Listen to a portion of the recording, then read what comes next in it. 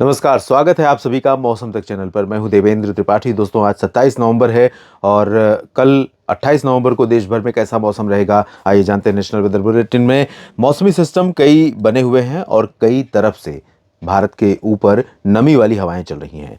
कई तरफ मतलब बंगाल की खाड़ी, अरब सागर और भूमध्य सागर जो डब्ल्यू के रूप में उत्तर भारत की तरफ आती है, नमी वाली हवाएं आती हैं और पहाड़ों से लेकर मैदानी इलाकों तक के मौसम को बदलती हैं।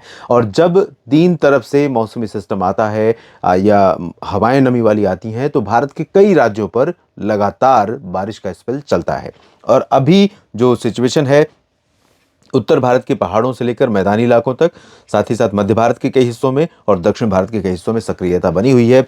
सर्कुलेशन अरब सागर में एक बना हुआ है, यहाँ से एक ट्रफ रेखा मध्य तक बनी है, मध्य से लेकर के गुजरात के ऊपर तक एक ट्रफ रेखा बनी हुई है, गुजरात के ऊपर एक सर्कुलेशन है, मध्य प्रदेश पर सर्कुलेशन है और साथ ही साथ बंगाल की खाड़ी में लो प्रेशर बन चुका है और ये सिस्टम इंटेंसीफाई होने वाला है। तूफान बनने की संभावनाएं हैं और नवंबर के आखिरी दिन यानी 30 नवंबर को संभावना है कि बंगाल की खाड़ी के मध्य भागों में पहुंचने के बाद ये सिस्टम तूफान बन जाएगा। और तूफान बनने के दौरान भी भले ही धीमी गति से आगे बढ़ेगा और आने के बाद ये रिकर्व करेगा, यानी अपना रास्ता बदलेगा, ट्रैक बदलेगा। इसके बावजूद इसके प्रभाव से नमी वाली हवाएं भारत के पूर्वी तटों पर लगातार पहुंचती रहेंगी। अरब सागर से भी कुछ मॉइस्चर फीडिंग लगातार रहेगी, जिसके चलते आने वाले दिनों में कई जगहों पर वर्षा होने की संभावनाएं हैं।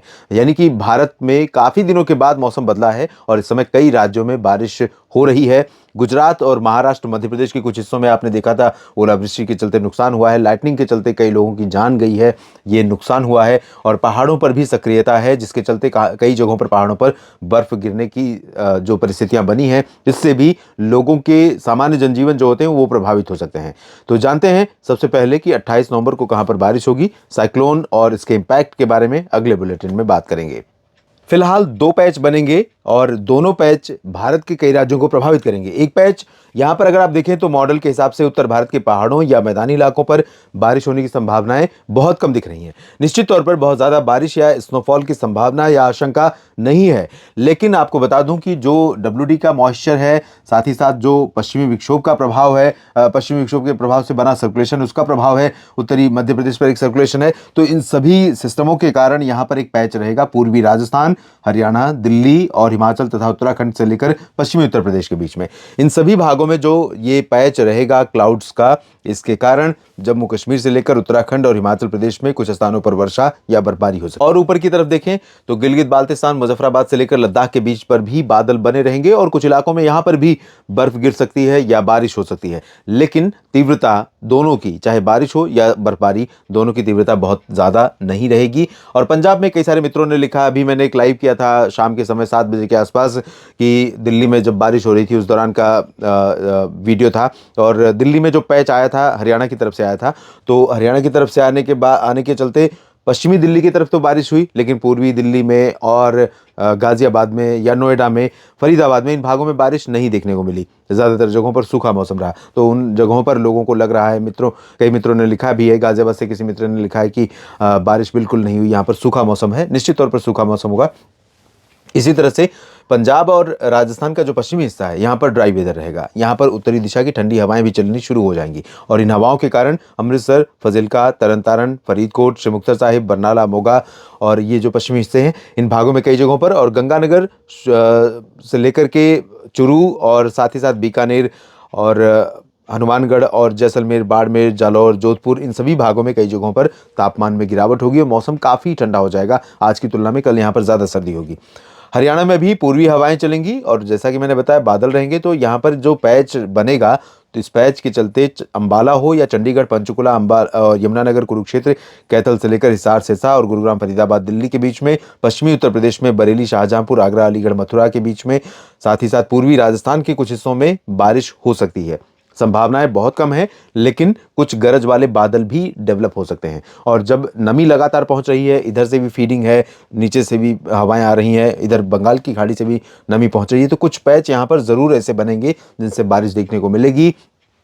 दिल्ली एनसीआर में अगर बारिश हुई तो निश्चित तौर पर पोल्यूशन से राहत मिलेगी, क्योंकि प्रदूषण और धुआं जो एटमॉस्फेयर में बना हुआ है, जिसकी वजह से धुंध है, वो धुल जाएगा। और उसके बाद जब ये हवाएं शांत हो जाएंगी और पश्चिमी हवाएं चलनी शुरू होंगी, तो यहाँ पर बिल्कुल क्लियर स्काई और चमकती धूप और ठंडी हवाएं, यानी प्लेजेंट वेदर यहाँ पर बनेगा। लेकिन अभी बात की बातें हैं, अगले 24 घंटों के दौरान बारिश की संभावना रहेगी। पूर्वी उत्तर प्रदेश में अगर हम देखें तो यहाँ पर मध्य भागों से लेकर के पूरब तक लखनऊ, कानपुर और झांसी, ललितपुर से लेकर फतेहपुर, महोबा, चित्रकूट, प्रयागराज और अयोध्या, वाराणसी, सोनभद्र, मिर्जापुर, भदोही और आजमगढ़, जौनपुर, प्रतापगढ़ तक, इन भागों में यहाँ तक कुछ पैचेस क्लाउड्स के यहाँ पर भी बनेंगे और यहाँ पर भी संभावनाएं बन सकती हैं छिटपुट बूंदाबांदी की या हल्की वर्षा की। वैसे प्रोबेबिलिटी बिल्कुल कम है, लो है, यानी संभाव्यता बहुत कम है। इसी वजह से मॉडल यहाँ पर बिल्कुल साफ मौसम दिखा रहा है, यहाँ पर इंडिकेट कर रहा है कि बिल्कुल बारिश नहीं होगी, लेकिन मेरा अनुमान है कि थोड़ी बहुत वर्षा हो सकती है।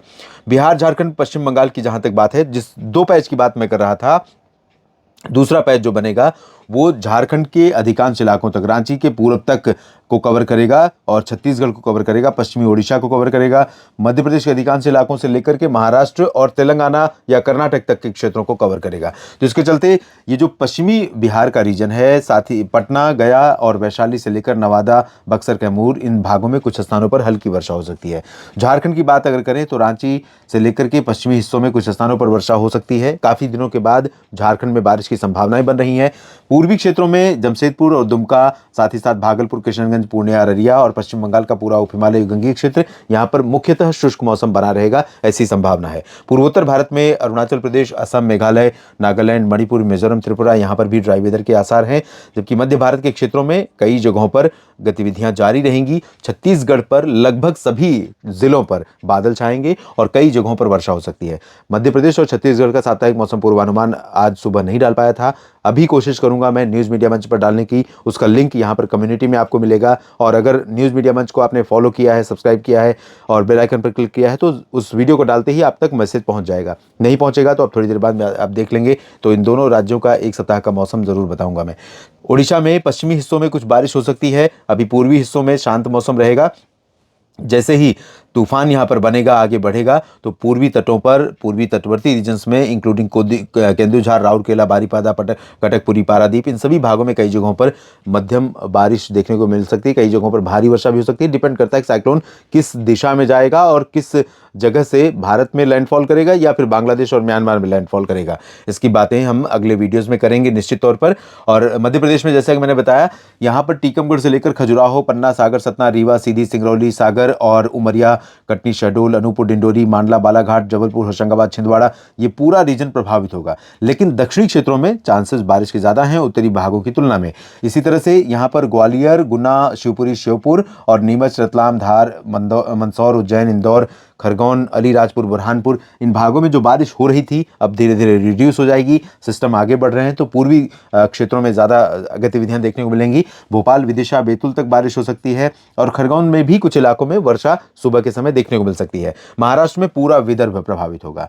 गतिविधियां पहले शुरू हुई थी इधर से, उसके बाद ये रीजन कवर हो रहा है। महाराष्ट्र के वीकली वेदर में आपने देखा होगा, मैंने बताया था कि विदर्भ में भी आने वाले दिनों में सभी जिलों में वर्षा की संभावना है, तो संभावना बनी हुई है। और अकोला, अमरावती, यवतमाल, वर्धा से लेकर नागपुर, चंद्रपुर, गढ़चिरौली, इन सभी जगहों पर हल्की से मध्यम वर्षा हो सकती है। कुछ जगहों पर लाइटनिंग, थंडरस्टॉर्म की घटनाएं हो सकती हैं। यहाँ पर मैं लोगों से सतर्क रहने की अपील करूंगा। साथ ही साथ दक्षिण पूर्वी मध्य प्रदेश में भी अपील करूंगा कि जब मौसम बिगड़े उस दौरान खुले में रहने से बचें। और यहाँ पर इस तरह की गतिविधियां हो सकती हैं। मराठवाड़ा में सभी जगहों पर सक्रिय मौसम रहेगा। मध्य महाराष्ट्र में गतिविधियां कम हो जाएंगी, लेकिन अहमदनगर, पुणे, सतारा, सांगली, कोल्हापुर, सोलापुर, इन भागों में कई जगहों पर हल्की वर्षा हो सकती है। नासिक, नंदुरबार, धुले, जलगांव में भी बादल रहेंगे। छिटपुट बारिश या बूंदाबांदी हो सकती है सुबह के समय, उसके बाद धीरे धीरे क्लियर वेदर हो जाएगा।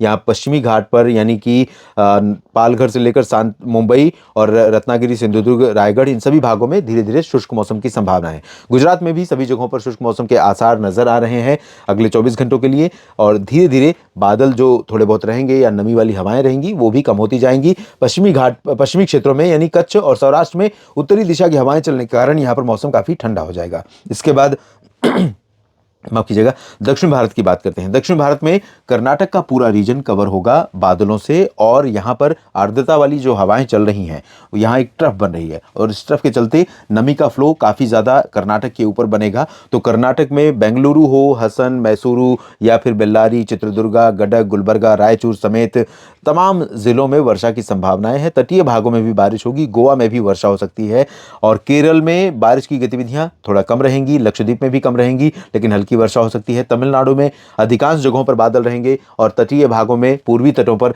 भारी वर्षा कई जगहों पर हो सकती है। आंतरिक इलाकों में हल्की से मध्यम वर्षा की संभावना है। तेलंगाना में बारिश की गतिविधियां बहुत रिड्यूस हो जाएंगी, लेकिन आंध्र प्रदेश के रायलसीमा और दक्षिणी तटीय इलाकों में कुछ स्थानों पर बारिश होगी। उत्तरी तटीय क्षेत्रों में बारिश के आसार बहुत कम है। पूर्वोत्तर भारत की बात हमने कर ली। अंडमान व निकोबार द्वीप समूह में अब हलचल बहुत रहेगी और यहाँ पर मध्यम से भारी वर्षा कई जगहों पर होगी।